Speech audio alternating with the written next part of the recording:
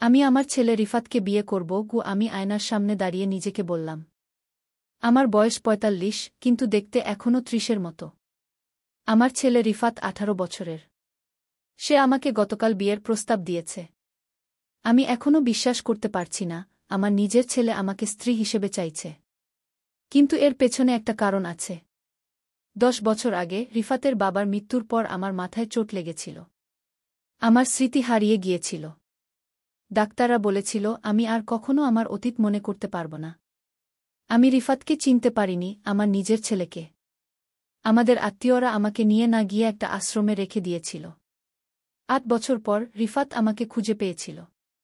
সে আমাকে বাড়ি নিয়ে এসেছিল, কিন্তু আমাকে বলেনি যে সে আমার ছেলে। সে বলেছিল সে আমার দূর সম্পর্কের আত্মীয়। আমি তাকে বিশ্বাস করেছিলাম। তারপর আমরা দুজন একসাথে থাকতে শুরু করেছিলাম। আমি রিফাতকে ভালোবেসে ফেলেছিলাম। সে আমার চেয়ে অর্ধেক বয়সী, কিন্তু আমাদের মধ্যে প্রেম জন্ম নিয়েছিল। গতকাল রিফাত আমাকে বিয়ের প্রস্তাব দিয়েছে। সাবরিনা, আমি তোমাকে বিয়ে করতে চাই, সে বলেছিল। কিন্তু আজ সকালে আমার ভাঙা স্মৃতিগুলো ফিরে আসতে শুরু করেছে। আমি মনে করতে পারছি রিফাত আমার ছেলে। আমি তাকে জন্ম দিয়েছিলাম। আমি কি এখন তাকে বলব যে আমি তার মা? নাকি তার প্রস্তাবে রাজি হয়ে যাব? আমি আয়নার সামনে দাঁড়িয়ে নিজের দিকে তাকালাম। আমার চোখে জল, কপালে ভাঁজ। আমি কিভাবে এই পরিস্থিতিতে পড়লাম? একজন মা কি কখনো তার ছেলেকে নিয়ে এমন ভাবতে পারে? আমি পাগল হয়ে যাচ্ছিলাম। সেদিন সকালে যখন রিফাত ঘুমাচ্ছিল, আমি সিদ্ধান্ত নিলাম আমার পুরনো জিনিসপত্র খুঁজব। হয়তো তাতে আমার স্মৃতি ফিরে আসতে সাহায্য করবে। আমাদের বাড়ির অব্যবহৃত ছাদে একটা পুরনো ট্রাঙ্ক ছিল। রিফাত বলেছিল সেখানে আমার কিছু পুরনো জিনিস আছে। আমি ট্রাঙ্কটি খুলে দেখলাম। সেখানে কিছু ফটো অ্যালবাম, পুরনো ডায়েরি, চিঠি আর কিছু গহনা ছিল।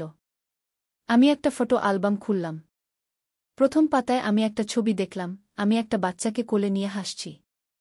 ছবির পিছনে লেখা ছিল রিফাত, ৩ মাস বয়স, ২০০৬। আমার হাত কাঁপতে শুরু করল। আর একটা ছবিতে দেখলাম একটা ছোট ছেলে, রিফাত, আর আমি একসাথে সমুদ্র সৈকতে দাঁড়িয়ে আছি। ছবির পিছনে লেখা ছিল রিফাত ৭ বছর, সেন্ট মার্টিন, ২০১৩।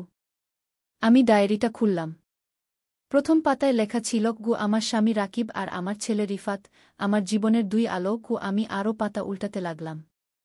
সেখানে লেখা ছিল আমাদের পারিবারিক স্মৃতি, রিফাতের জন্মদিন, স্কুলে ভর্তি, প্রথম শব্দ উচ্চারণ, প্রথম পা ফেলা, সবকিছু। আমার চোখ দিয়ে অঝরে জল পড়ছিল। আমি স্পষ্ট বুঝতে পারছিলাম রিফাত আমার ছেলে। কিন্তু কেন সে আমাকে এই সত্য লুকিয়ে রেখেছে? কেন সে আমাকে বিয়ে করতে চাইছে? হঠাৎ আমি আরও কিছু জিনিস ট্রাঙ্কে খুঁজে পেলাম। একটা লাল রঙের খাম, তাতে কিছু মেডিকেল রিপোর্ট। আমি সেগুলো পড়তে শুরু করলাম। রিপোর্ট অনুসারে রিফাতকে খুব অল্প বয়সে একটা দুর্লভ হৃদরোগ ধরা পড়েছিল। ডাক্তাররা বলেছিলেন তার হার্ট ট্রান্সপ্লান্টের প্রয়োজন হবে, নয়তো সে ১ বছরের বেশি বাঁচবে না। অন্য একটা রিপোর্টে দেখলাম তার রক্তের ধরন খুবই দুর্লভ এবং তার জন্য উপযুক্ত হার্ট ডোনার পাওয়া প্রায় অসম্ভব। একমাত্র যার হার্ট তার শরীর গ্রহণ করতে পারে সে হল তার খুব কাছের রক্তের সম্পর্কের কেউ, যেমন বাবা-মা বা সহোদর ভাইবোন। আমি আরও পড়তে থাকলাম। একটা চিঠিতে লেখা ছিল আমার স্বামী রাকিব, রিফাতের বাবা, তার হার্ট দিতে রাজি হয়েছিলেন। কিন্তু তার মৃত্যু দুর্ঘটনায় হয়েছিল, তাই তার হার্ট ব্যবহার করা সম্ভব হয়নি। তারপর আমি নিজে ডোনার হতে চেয়েছিলাম, কিন্তু আমার মাথায় চোট লাগায় আমি স্মৃতিভ্রংশ হয়ে গিয়েছিলাম। ডাক্তাররা বলেছিলেন আমার শারীরিক অবস্থা তখন হার্ট ডোনেট করার জন্য উপযুক্ত ছিল না। আমি চিঠিগুলো আরও পড়তে থাকলাম। আমাদের আত্মীয়রা আমাকে আশ্রমে রেখে দিয়ে রিফাতকে ভিন্ন এক আত্মীয়ের কাছে পাঠিয়ে দিয়েছিলেন। রিফাত বড় হতে হতে অসুস্থ হয়ে পড়ছিল। ডাক্তাররা বলেছিলেন তার আর বেশি দিন নেই। তখন সে একটা ৬ বছরের কিশোর আমাকে খুঁজে বের করে। আমি আরও একটা চিঠি খুঁজে পেলাম, যেটা রিফাত নিজে লিখেছিল, কিন্তু কখনো পাঠায়নি। তাতে লেখা ছিল, মা, তুমি আমাকে চিনতে পারছ না। ডাক্তাররা বলেছেন তুমি হয়তো কখনোই পারবে না। আমি জানি আমার দিন ফুরিয়ে আসছে। ডাক্তাররা বলেছেন আমার হার্ট যে কোনো সময় থেমে যেতে পারে। আমি শুধু তোমার সাথে আমার শেষ দিনগুলো কাটাতে চাই। তোমাকে আমার আসল পরিচয় জানানোর সাহস পাচ্ছি না। যদি তুমি জানতে যে আমি তোমার ছেলে, তুমি আবার নিজেকে বিপদে ফেলতে পারতে আমাকে সাহায্য করার জন্য। আমি তা চাই না। আমি তোমাকে বলেছি আমি তোমার দূর সম্পর্কের আত্মীয়। আমি তোমাকে দেখে অবাক হয়ে গিয়েছিলাম, তুমি এখনও কত সুন্দর আছো। আমি তোমাকে আমার সাথে নিয়ে এসেছি। এটাই আমার শেষ ইচ্ছা, তোমার সাথে আমার শেষ দিনগুলো কাটানো গো।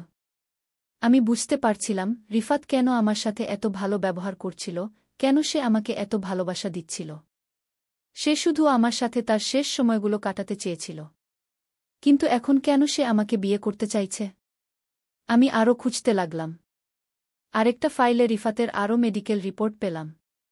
তাতে দেখা গেল 1 বছর আগে রিফাতকে আবার হাসপাতালে নেওয়া হয়েছিল, তার অবস্থা আরও খারাপ হয়ে গিয়েছিল। সেই সময় একজন ডাক্তার একটা নতুন গবেষণার কথা বলেছিলেন। গবেষণা অনুসারে যদি একজন ব্যক্তি তার জীবিত অবস্থায় কোনো নিকট আত্মীয়কে কিডনি ডোনেট করেন, তাহলে সেই আত্মীয়ের হৃৎপিণ্ড সেই ব্যক্তির শরীর গ্রহণ করার সম্ভাবনা বেড়ে যায়।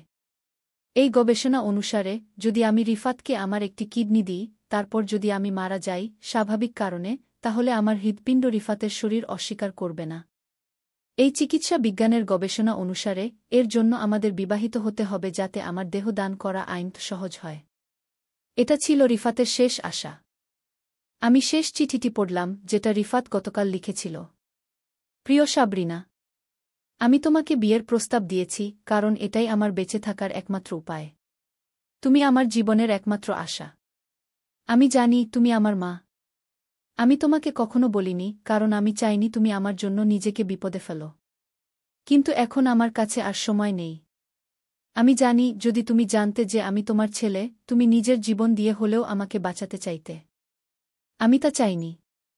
কিন্তু এখন আমি আর কোনো উপায় দেখছি না। ডাক্তাররা বলেছেন আমার আর মাত্র কয়েক মাস সময় আছে। আমি বুঝতে পারছি এই প্রস্তাব তোমার জন্য কতটা অদ্ভুত ও অস্বাভাবিক। কিন্তু এটাই আমার একমাত্র আশা।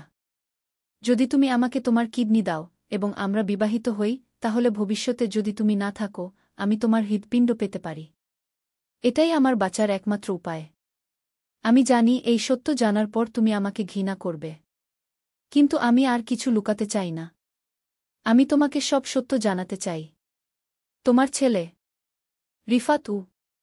আমি চিঠিটা বারবার পড়লাম। আমার চোখ দিয়ে অঝরে জল পড়ছিল। আমি বুঝতে পারছিলাম রিফাত কিভাবে গত 2 বছর ধরে আমাকে দেখে আসছে, আমাকে চিনতে পারা সত্ত্বেও আমাকে কিছু বলেনি। আমি কল্পনা করতে পারছিলাম তার ভিতরে কতটা যন্ত্রণা লুকিয়েছিল।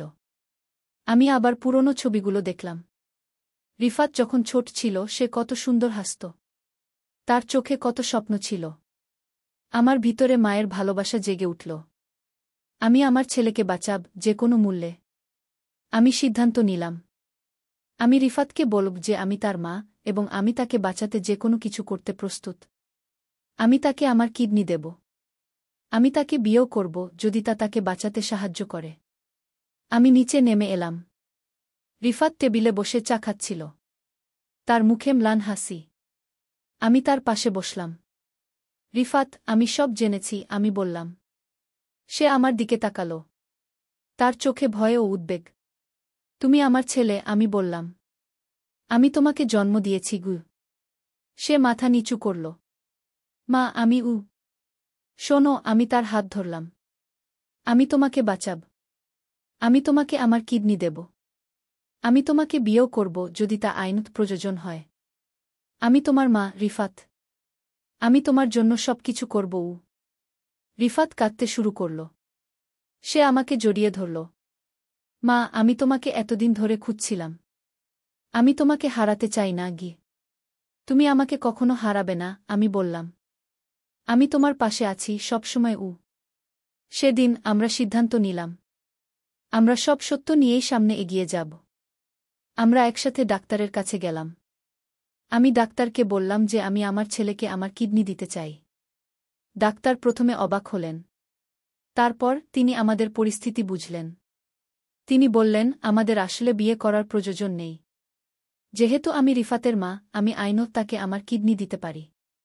এবং ভবিষ্যতে যদি আমি স্বাভাবিক মৃত্যুবরণ করি, আমার হৃৎপিণ্ড রিফাতকে দেওয়া যেতে পারে, যেহেতু আমি তার নিকটতম আত্মীয়। এভাবে আমরা আমাদের জীবন নতুন করে শুরু করলাম। আমি আমার ছেলেকে ফিরে পেলাম, আর সে তার মাকে। আমি আমার কিডনি তাকে দিলাম এবং সে সুস্থ হয়ে উঠল। ডাক্তাররা বললেন, এই নতুন গবেষণা অনুসারে রিফাতের আরও অনেক বছর বাঁচার সম্ভাবনা আছে। আমি এখন আবার আমার ছেলের মা হিসেবে বাস করছি। রিফাত স্কুল শেষ করে কলেজে ভর্তি হয়েছে। সে ডাক্তার হতে চায় যাতে সে অন্যদের জীবন বাঁচাতে পারে। আমি আমার জীবনে যে অদ্ভুত মোড় দেখেছি তা আমি কখনো ভুলব না। কিন্তু আমি খুশি যে আমি আবার আমার সত্য পরিচয় ফিরে পেয়েছি, রিফাতের মা হিসেবে। আমার জীবনের এই অদ্ভুত কাহিনী আমাকে শিখিয়েছে মাতৃত্বের ভালোবাসা সবচেয়ে শক্তিশালী। একজন মা তার সন্তানকে বাঁচাতে যে কোনো কিছু করতে পারে, এমনকি অপ্রত্যাশিত ও অস্বাভাবিক পথেও হাঁটতে পারে। আজ যখন আমি আয়নার সামনে দাঁড়াই, আমি দেখি একজন গর্বিত মা, যে তার সন্তানকে দ্বিতীয়বার জন্ম দিয়েছে।